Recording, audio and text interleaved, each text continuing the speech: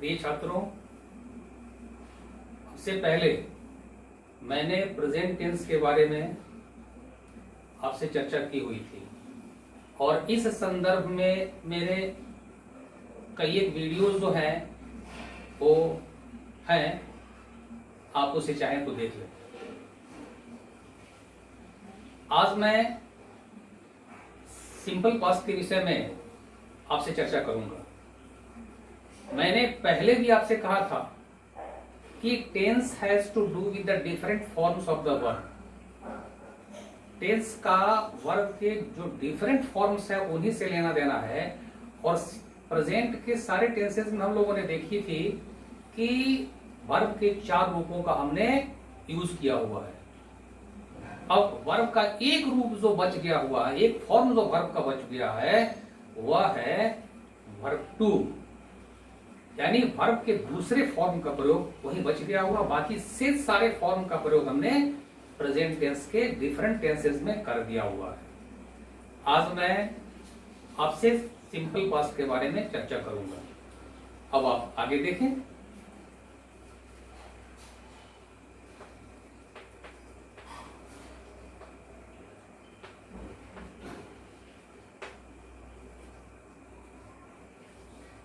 Simple past, simple past में हम verb के उसके दूसरे फॉर्म का यूज करते हैं।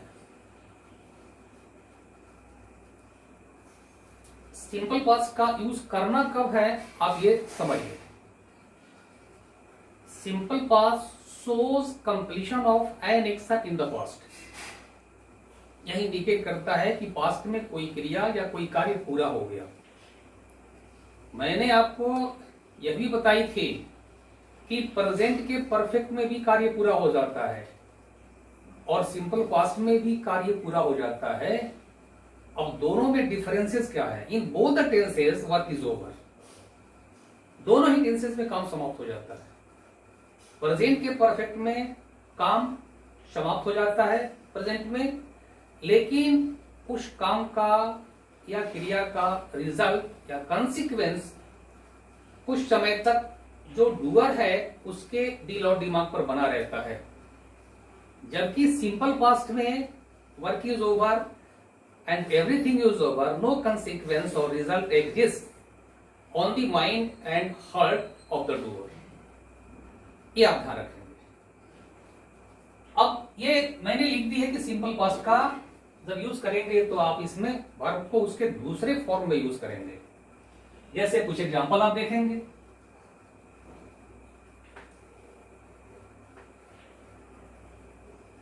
मोहन रोट अ लेटर, ये मैंने लिख दिया।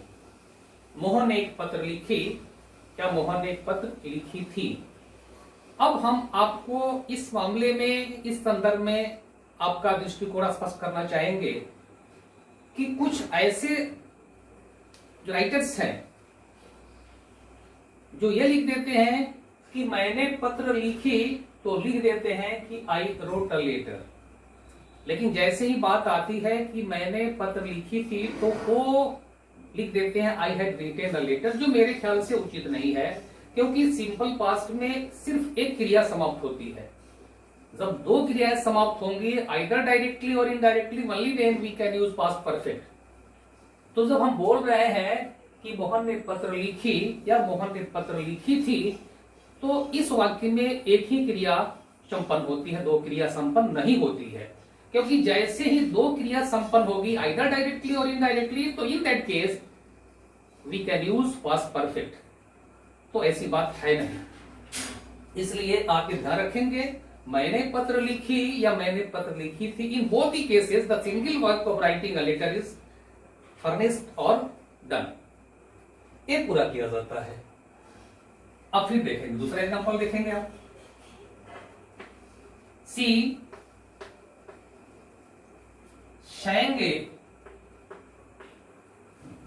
song। यहां भी मैंने वर्ब के दूसरे फॉर्म का यूज किया हुआ है और यहां भी दूसरे फॉर्म का यूज किया हुआ है। यानी उसने गीत गाई या उसने गीत गाई थी। अब इसमें आपका यह बार नहीं है कि हम कहा किसके साथ वर्ब टू करेंगे और किसके साथ नहीं करेंगे।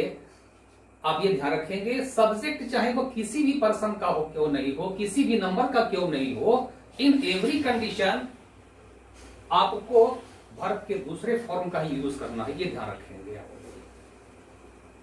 फिर देखेंगे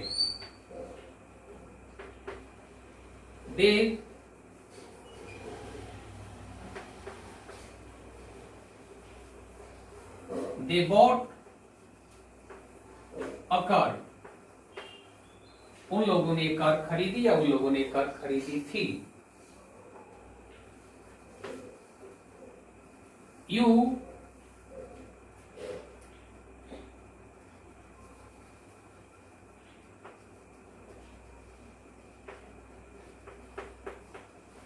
helped Raman,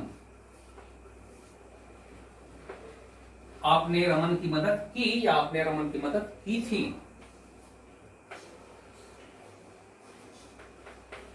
I ate bread, मैंने रोटी खाई या मैंने रोटी खाई थी।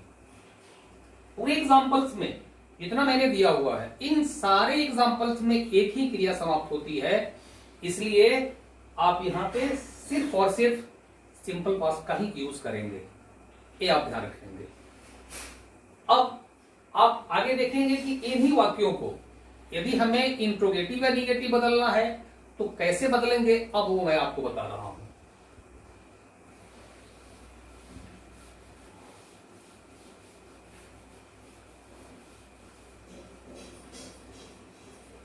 यदि आपको इंट्रोगेटिव या निगेटिव बदलना है तो आप डिड का प्रयोग करेंगे, और जब आप डिड का प्रयोग करेंगे तो डिड के साथ आप वर्ब को उसके पहले फॉर्म में, यानी यह जो V2 है यह अब अपने पहले फॉर्म में चला जाएगा। यह बराबर ध्यान रखिएगा। आपको मैंने सिंपल प्रेजेंट में बताई थी कि सिंपल प्रेजेंट में जब आप किसी भी सेंटेंस को जब वर्ब 1 या वर्ब 5 का प्रयोग किया गया हो तो वहां आप डू डस का प्रयोग करते हैं इंट्रोगेटिव निगेटिव बदलने के लिए। ठीक उसी तरह से सिंपल पास्ट में हम वर्ब 2 का यूज करते हैं, और जब सिंपल पास्ट को इंट्रोगेटिव या निगेटिव बदलना हो तो आप डिड का प्रयोग करेंगे, और जब डिड का प्रयोग करेंगे तो यह वर्ब 2 जो है वर्ब 1 में चेंज हो जाएगा। ये आप ध्यान रखेंगे। अब फिर एग्जांपल देखिए कि कैसे सिंपल पास्ट को इंट्रोगेटिव या निगेटिव बदलना है, वो मैं एग्जांपल दे रहा हूं।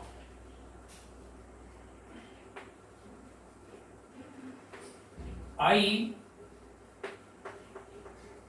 ate bread, ये मैंने लिख दी, ये सिंपल पास्ट में लिख दिया। इसे निगेटिव बदलना हो आप तो आप ऐसे लिखेंगे, I did not eat bread, यहां मैंने डिड का प्रयोग कर दिया, ये निगेटिव आपका होगी। यदि इसे आप इंट्रोगेटिव में बदलना चाहते हैं तब आप लिखेंगे Did I eat bread, ये हो गया आपका। अब यहां पे हमने डिड को शुरू में यूज कर दिया, in the beginning of the sentence use कर दिया हुआ है, और डिड का यूज किया है तो वर्ब क्या हुआ है, अपने पहले फॉर्म में चला गया हुआ है। यदि फिर इसी वाक्य को आप इंट्रोगेटिव निगेटिव बदलना चाहते हैं तो आप ऐसे बदलेंगे, Did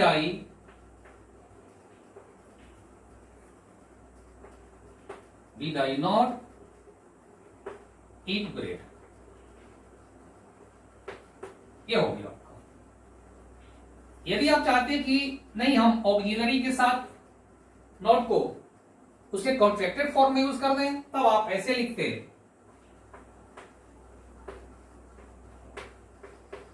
Didn't I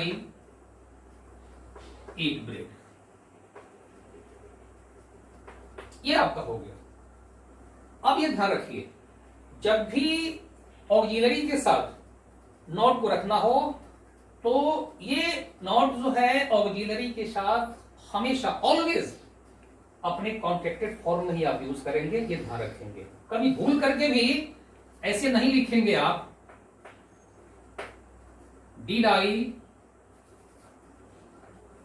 did not I eat bread, ऐसे आप भूल करके नहीं लिखेंगे, ये गलत हो जाएगा, ये ध्यान रखेंगे। कैसे सिंपल पास्ट को इंट्रोगेटिव और निगेटिव में बदलना है, मैंने सारे एग्जांपल दे दिया हुआ है। मैंने यहाँ निगेटिव बदला हुआ है, यहाँ इंट्रोगेटिव बदला हुआ है, ये इंट्रोगेटिव निगेटिव बदला हुआ है।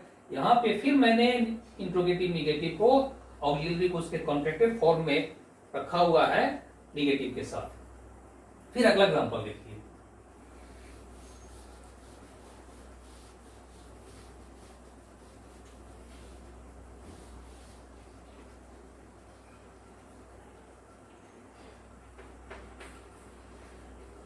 दे शाइन अ शॉन्ग, ये सिंपल पास्ट में लिख दिया।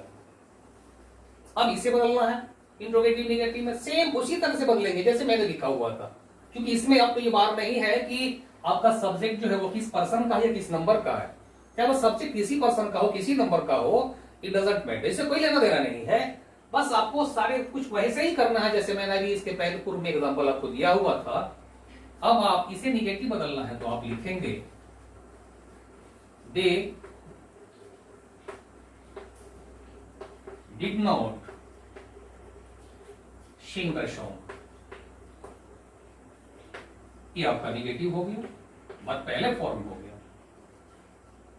अब इंट्रोगेटिव बदलना है आप, तो अब लिखेंगे आप did they sing a song.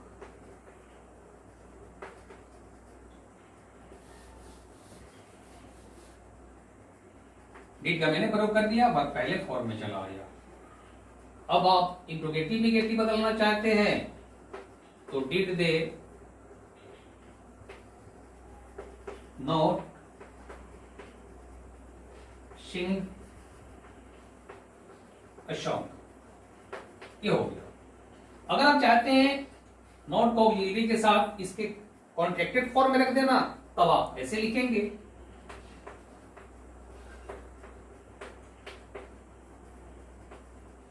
Didn't they sing a song, ये आपका हो गया।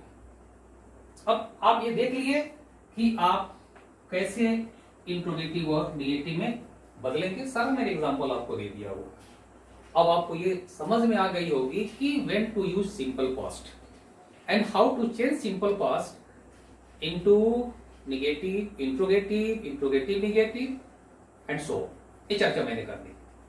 अब फिर देखिए, अब अगला यूज इसका क्या होता है सिंपल पास्ट का, अब हम चर्चा कर रहे हैं।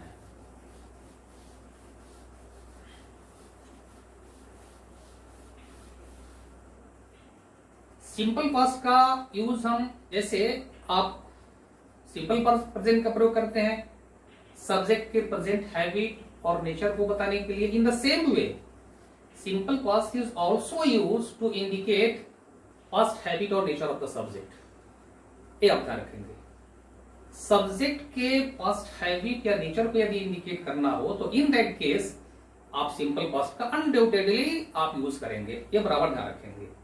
जैसे अब देखिए, मैं ये लिखता हूं, एग्जांपल आप देखेंगे, माई फादर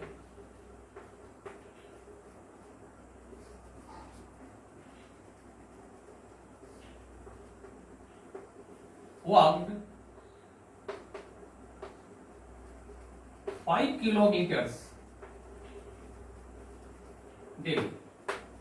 क्या देखेंगे, ये मैंने लिख दिया, my father walked 5 kilometres daily.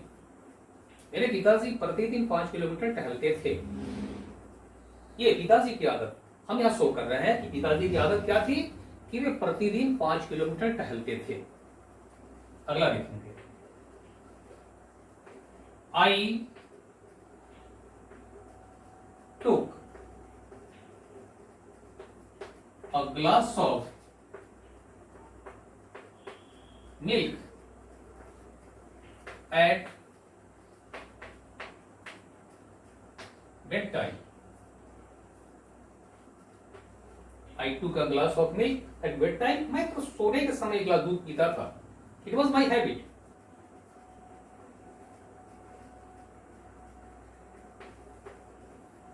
C wrote a letter to her mother on Sunday। वह अपनी माँ को संडे को पत्र लिखती थी, क्या उसकी आदत थी पास्ट की। फिर देखिए, they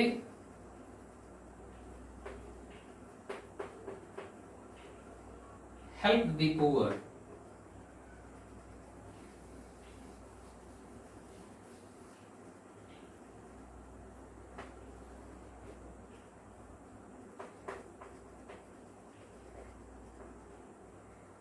they helped the poor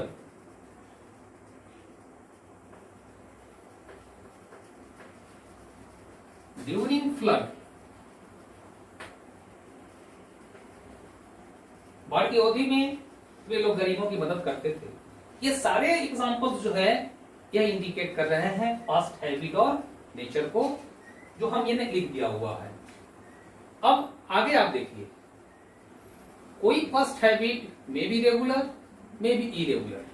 वह रेगुलर भी हो सकती है या इरेगुलर भी हो सकती है। जो हमने ये लिखा हुआ है इसमें ये वाक्य जो है यह इंडिकेट करता है कि it was the regular habit of my father. लेकिन बाकी के जो सेंटेंसेस है वो ये क्लियर नहीं कर पा रहे हैं कि वो आदत रेगुलर है या नहीं रेगुलर है। अब पास्ट हैबिट रेगुलर है या इरेगुलर है, इस पर चर्चा हम अपने अगले क्लास में करेंगे। Thank you.